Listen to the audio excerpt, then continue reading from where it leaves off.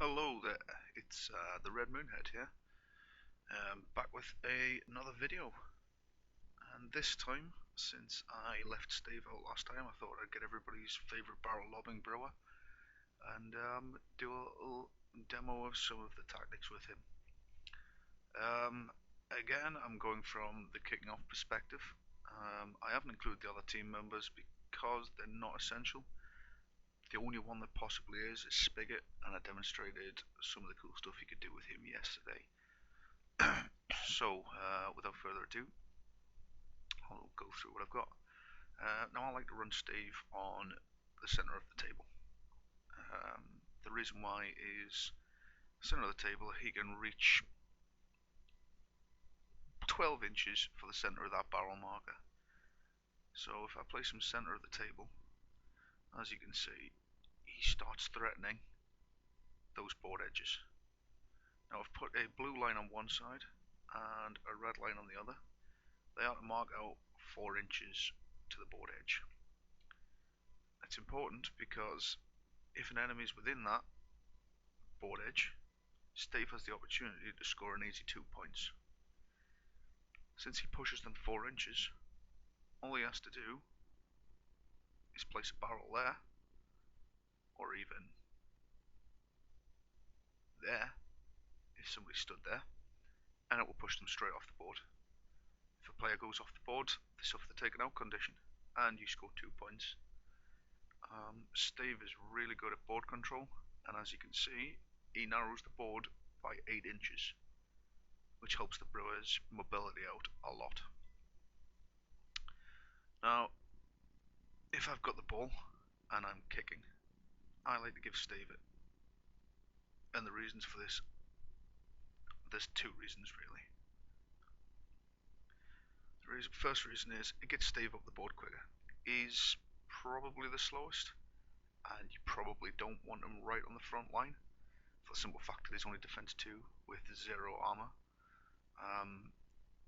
which will mean that, I'll just take that ore off, which will mean that he's getting hit and giving away free momentum. So you kind of want to keep him around this area, a defensive midfielder or a straight up defender. He is influence greedy. He only generates 1, and you're usually going to be allocating him 2 or 3. So he's not the greatest influence efficiency player you've got, but his utility can't be disregarded.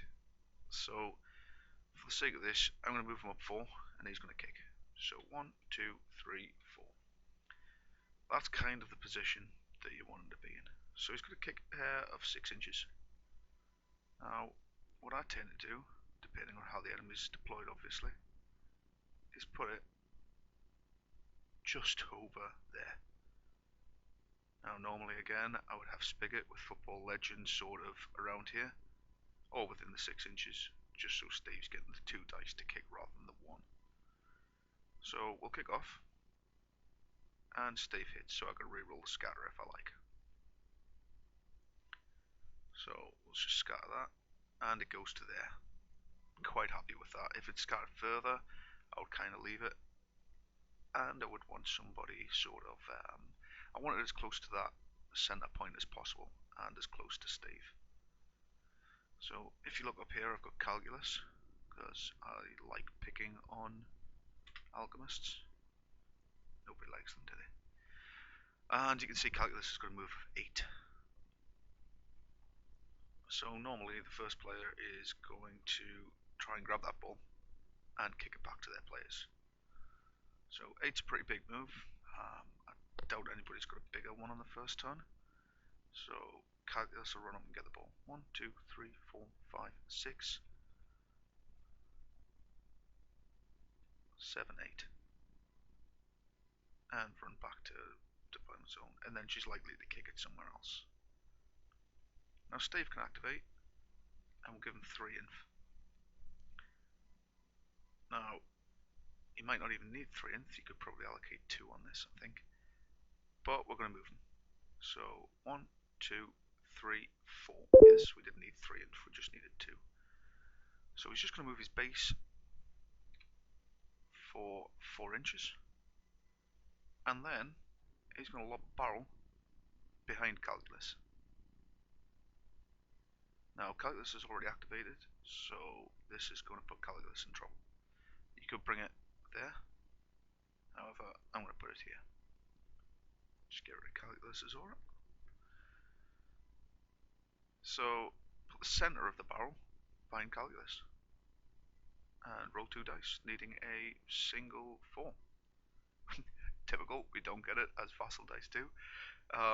But if you do, you have then hooked somebody in.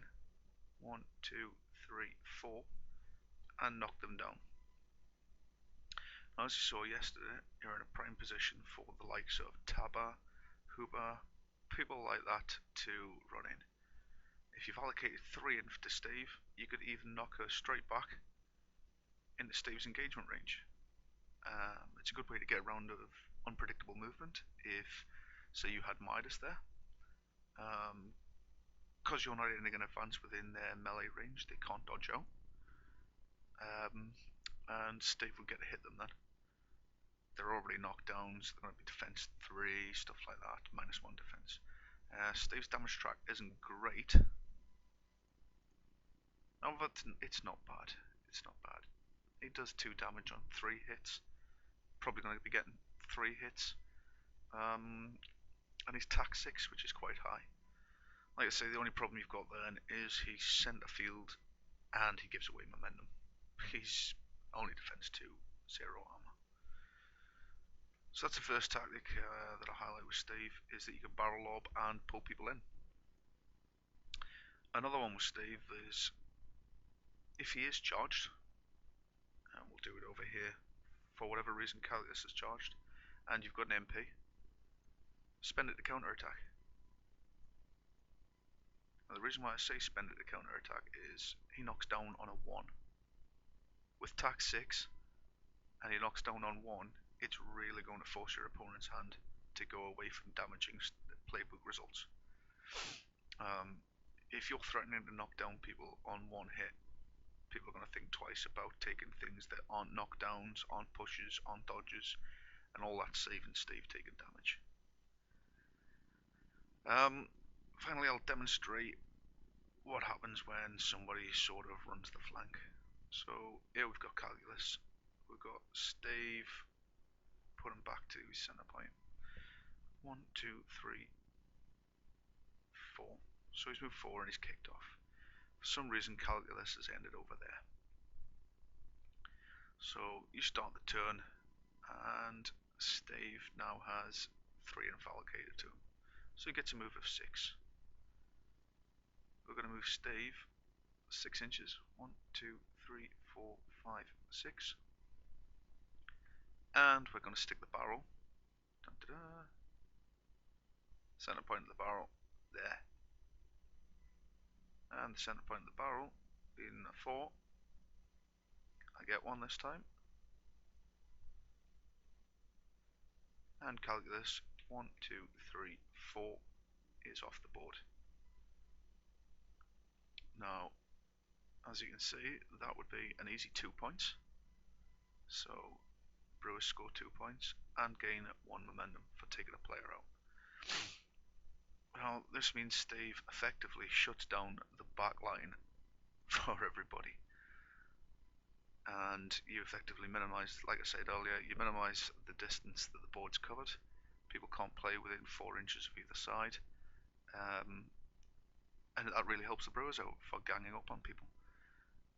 You can get around unpredictable movement with them by knocking people into other people. Like I say, I've stopped using him lately because he's not very influence efficient. He gives away momentum quite freely. And after the first 2 turns, he tends to sit on the back doing nothing, I find.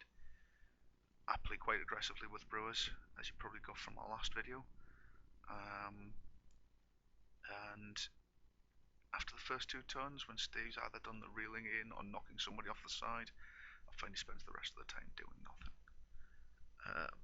It's also worth noting that with Spigot's aura, which I love, times called, he increases his movement by 2 inches. So he's then got an 8-inch run, 6-inch lob, so that's 14 inches, plus an inch and a half threat range for the barrel lob. So you're talking 14, 15 and a half inches. That's 15 inch aura and 16 inch. So half an inch, somewhere between there. If you've kicked off with him, 1, 2, 3, 4, there's now your threat range. The enemy is even there's a good chance they're going off the table. As you can see, that's not far out their deployment zone. You are going to be putting Stave really deep, but for 2 points, why not go for it? 2 points and somebody off the table. They've got it forces them to stop playing the winger game and come straight down the middle towards your brewers. Right, that is the Stave tactics that I can think of. Sorry for the rambling. I'm kind of just doing this on a lunch break. Any questions, feel free to comment. I hope these are helping people. If they are, I'll continue to do them. Like I say, I have got stuff for other players. I'm just looking at how I can sort of roll them out and get people watching. Feel free to comment, like, subscribe, and we'll sort them out. I've been Red Moonhead. Hope you enjoyed watching. See you later.